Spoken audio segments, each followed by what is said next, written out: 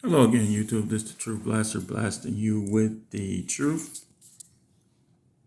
As I said, most of for those of you who don't know my name, I am Prophet Howard.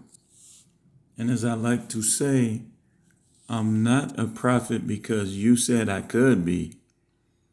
I'm a prophet by divine appointment. And there are people who often, for no reason at all, choose to minimize who you are. Don't listen to them. Don't give them any place, any clout in your heart and mind. What did the Most High say about you? What does His Word say about you? One of the main things you'll see me talking about is understanding people. You got to understand the world you live in and the people that live in it. Because by understanding, you gain wisdom. Today's message is entitled,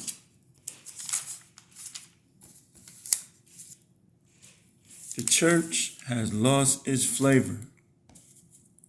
Now, I'm going to give you 9 reasons that I wrote down, and I'm going to comment on this. The Most High led me to talk about this, and so I'm talking about it. And I hope those who tune in are tuning in to gain understanding, to gain wisdom. When I talk about these things, this is not for humor. Yes, I'm a funny guy. I'll say something funny, I'm sure, often. But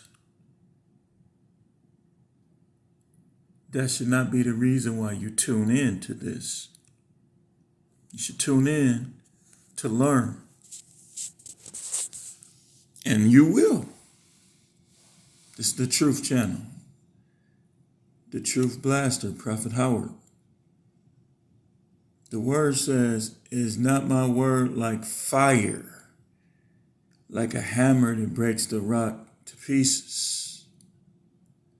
In other words, what he's saying is his word is supposed to burn.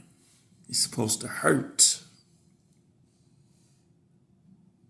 And that's the first reason why I say the church has lost its flavor. You need the divine hand of the Most High when you begin to preach His word or claim to preach His word. Because the devil and darkness, all the grand marquis, all the presidents, all the dukes, all the legions of hell will come against you when you start preaching. And you're going to need the Most High's help. And the ministering spirits that remained with Him to fight for Him, you're going to need them against the kingdom of darkness. The church has lost its flavor. Now, look at Matthew chapter 5 and try to be there. Get this done real quick. You're going to hear me talking. Well, I don't know how fast I can talk, but I'm going to try. So let's read, as you can see on the screen, Matthew chapter 5, verse 10 through 16. This is the New American Standard Bible. It says, "Blessed are those who have been persecuted for the sake of righteousness, for theirs is the kingdom of heaven." In other words, I'm gonna be stopping, but in other words, when you get persecuted because of your righteousness, not because you walking around starting stuff, but because you really are righteous, that's a trademark and an indication that you will be in the kingdom.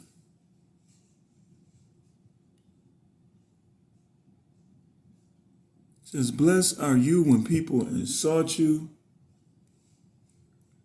and persecute you and falsely say all kind of evil against you because of me. Rejoice and be glad, for your reward in heaven is great. For in the same way they persecuted the prophets who were before you."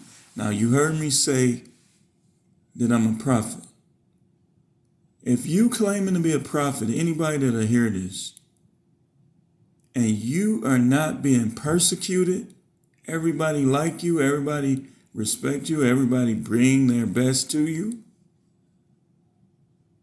you're not really a prophet. Unfortunately, this is part of the territory. This is what you deal with, persecution. People say falsely say all kinds of evil against you. You say one thing, they take it and run with it and make it mean it's something else. Look at verse 13. You are the salt of the earth, but if the salt has become tasteless, how can it be made salty again? It's no longer good for anything except to be thrown out and trampled underfoot by men. You are the light of the world.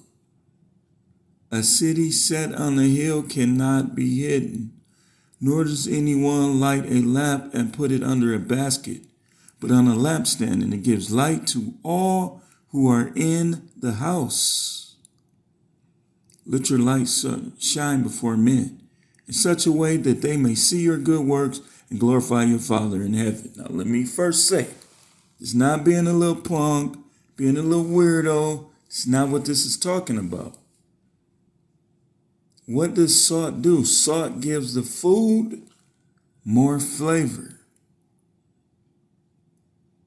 He said, but if the salt has become tasteless, how can it be made salty again? Again, the title is The Church Has Lost Its Flavor.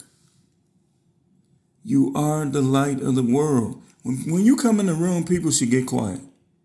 All the evil people who doing all kinds of evil and they know it, they should hate the sight of you. They should be persecuted. That's why you get persecuted. Because they're not in the kingdom. But yet you're around. You're supposed to be viewed as a threat. But most people in the church ain't. I'm just going to take the high road. I'm just going to let my light shine. Let me tell you something.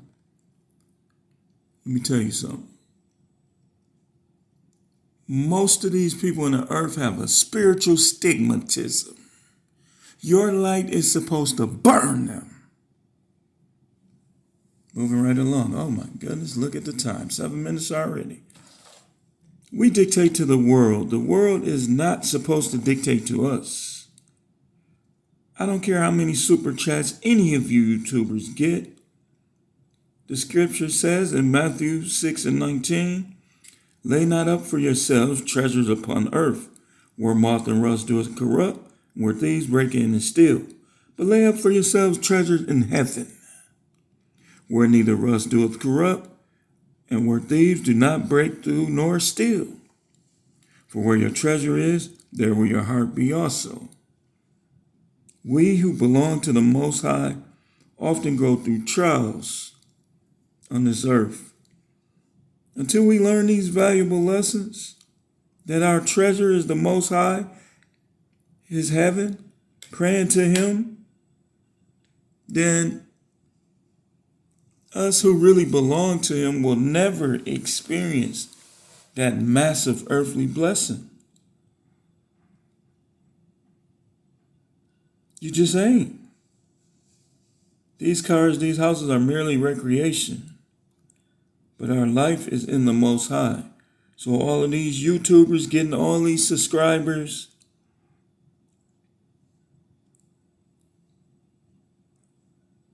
super chats. Listen, if you're not linked in with the Most High, I know you miserable inside. You could try to play that front, play that role, but I know the truth, and so do you. Number one, the modern day churches do everything for show. Many pastors see a Rolls Royce as treasure, $1 million homes as treasure. Paradise is the treasure. It's the true treasure. Being in eternal peace is the true treasure. Any great thing we get down here is just a replica. That's all it is. Number two, the church tries to coexist with the world. This is why it's losing its flavor. A loving parent leads and guides their children to what is best. You can't always be a friend. You have to know which role to take. This is the best role for that individual.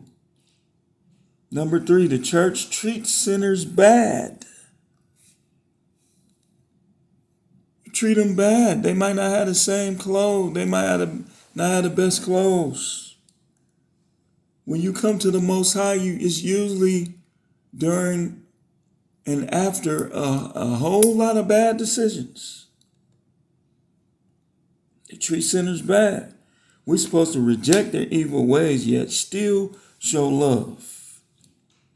Let them sin if that's what they want to do. But they should be able to come out of it at any time and get better in the Most High. With most of these churches, you can't even do that no more. You're liable to be in even more conflict with church people than you are in the world.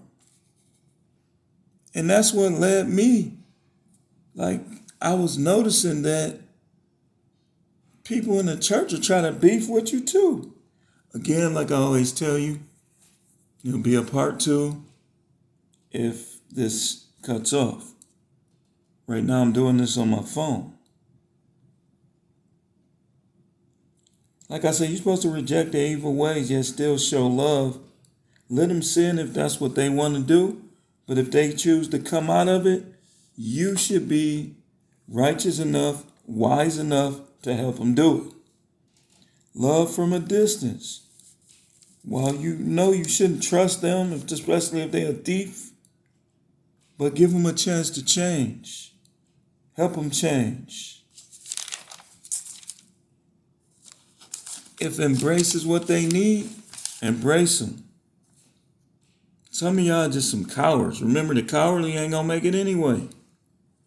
Number 4, we do not seek the Most High first. The Most High God don't even fight for people no more like he used to.